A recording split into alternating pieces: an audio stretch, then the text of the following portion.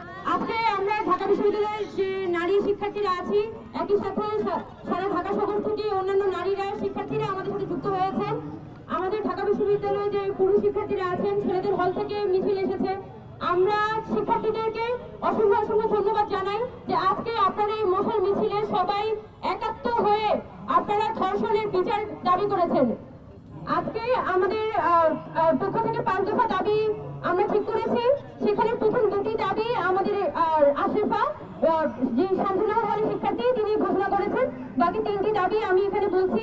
প্রথম 2টির মধ্যে আমরা বিশেষ করে এখানে বিশেষ ট্রাইব্যুনালের কথা বলেছি এবং বিশেষ ট্রাইব্যুনাল গঠনের জন্য 72 ঘন্টার আলটিমেটাম দিয়েছি।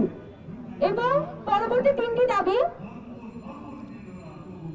নারী ও শিশু নিরাপত্তার প্রশ্নে স্বরাষ্ট্র উপদেষ্টা, আইন উপদেষ্টা, নারী ও শিশু বিষয়ক উপদেষ্টার ব্যর্থতার দায় স্বীকার করে জবাবদিহি করতে হবে। তারপর 4 নম্বর দাবি, সকল শিক্ষা প্রতিষ্ঠান ও কর্মক্ষেত্রে নারী ও শিশু নিপীড়ন বিরোধী সেল গঠন এবং সেলের কার্যকারিতা নিশ্চিত করতে হবে। সারা দেশে যৌন নিপীড়নের বিরুদ্ধে কঠোর পদক্ষেপ গ্রহণ করতে হবে। আমাদের 5 নম্বর দাবি, ধর্ষণ, যৌন নিপীড়ন ও সামাজিক যোগাযোগ মাধ্যমে সাইবার বুলিং সংক্রান্ত আইনের সংশোধন করে অপরাধের স্পষ্ট এবং যথাযথ সংজ্ঞায়ন করতে হবে। আমরা জানি যে এখনো পর্যন্ত বাংলাদেশে যে বিদ্যমান আইনগুলো আছে, সে আইনে আপনি ধর্ষণ বলেন, যৌন নিপীড়ন বলেন, হেনস্থা বলেন, প্রতারণা বলেন, সবকিছুকে কিন্তু নির্দিষ্ট কিছু আইনের মধ্যে এখতিয়ারভুক্ত করতে হয়।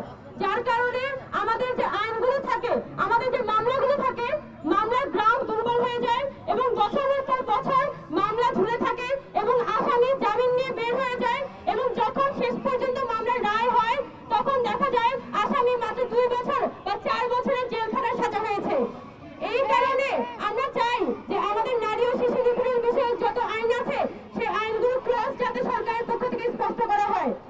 আমরা এই 5টি দাবির ক্ষেত্রে বলতে চাই যে প্রতিটি বিচারের তদন্ত কার্যে যত ধর্ষণ হয়েছে সবগুলোর বিচারের তদন্ত কার্যে প্রশাসন ও আইন শৃঙ্খলা বাহিনীর সর্বোচ্চ সহযোগিতা নিশ্চিত করতে হবে। বিচারের প্রক্রিয়ায় দীর্ঘসূত্রিতা বন্ধ ও দ্রুত সময়ের মধ্যে বিচার কার্য সম্পন্ন করার ক্ষেত্রে প্রধান বিচারপতির নির্দেশনা থাকতে হবে।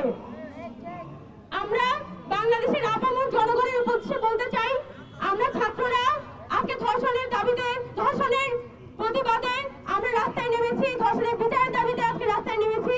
আমরা বলতে চাই, এই যে অব্যাহত ধর্ষণ ও নিপীড়ন, সেটা বন্ধে আপনারা সামাজিক প্রতিরোধ গড়ে তুলুন। সামাজিক প্রতিরোধ গড়ে না তুললে এই ধর্ষকরা নানানভাবে সমাজের মধ্যে পুনঃপ্রতিষ্ঠা হবে। আর আমরা বলতে চাই যে জনগণের উদ্দেশ্যে বলতে চাই, আপনারা অপরাধীদের আইনের হাতে সোপর্দ করুন এবং তাদেরকে সামাজিকভাবে বয়কট করুন।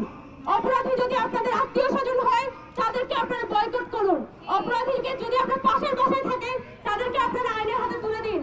কারণ আমরা চাই যে প্রত্যেকটা ধর্ষণের বিচার হোক এবং বাংলাদেশে আমরাও চাইলে বলতে পারি, আমরা কিন্তু এখানে চাইলে বলতে পারি যে ধর্ষকটা মার পারে লাইনে আমরা যাইতে পারি, কিন্তু আমরা যদি দীর্ঘমেয়াদী সমাধান চাই তাইলে আমাদের আইনের সমস্যার সমাধান করতে হবে, আমাদের আইনগুলো সংশোধন করতে হবে।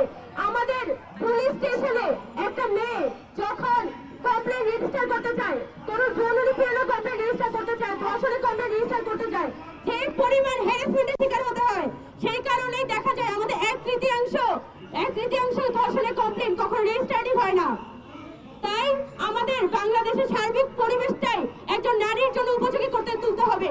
গত কিছুদিন আগে আমাদের ঢাকা বিশ্ববিদ্যালয়ের একজন শিক্ষার্থীকে এই রাজু ভাস্কর্যের সামনে হেনস্থা করা হয়েছিল। আমরা দেখেছি কিভাবে হেনস্থাকারীকে, ওই ইফতিজারকে দিনে দুপুরে মালা পরিয়ে, ফুলের মালা পরিয়ে তাকে জামিন দিয়ে নিয়ে আসা হয়। এটা আমাদের বাংলাদেশের জনগণের জন্য লজ্জা। আমরা বলতে চাই যে আপনারা না বুঝে না জেনে একটা ইফতিজারকে সাপোর্ট করবেন না। আপনারা সারা রাত একটা ইফতিজারকে সাপোর্ট করে গেছেন এবং সকালবেলা দেখেছেন যে এই লোক আসলে একটা পারভার্ট ছিল এবং সে আসলে আমাদের বোনকে নানান হেনস্থাই আসলে করেছিল। আজকে আমাদের যেহেতু আমাদের বিশেষ এই বিশেষ ট্রাইব্যুনাল গঠনের জন্য আমরা তিন কার্য দিবসের আলটিমেটাম ঘোষণা করেছি।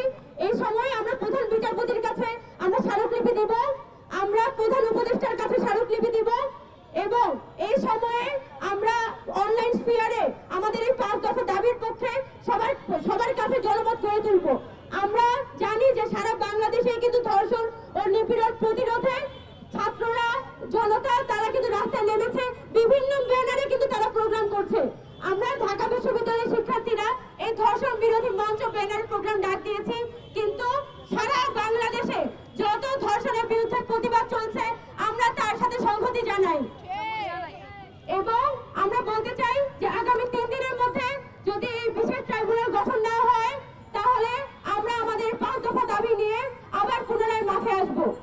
আজকে আমাদের এই কর্মসূচি আমাদের এই যে ছাত্রীদের ঢাকা বিশ্ববিদ্যালয়ের ছাত্রীদের পক্ষ থেকে যে কর্মসূচিটি ছিল সেই কর্মসূচিটি আমরা এখানে সমাপ্ত ঘোষণা করলাম। আপনারা যারা এখানে এসেছেন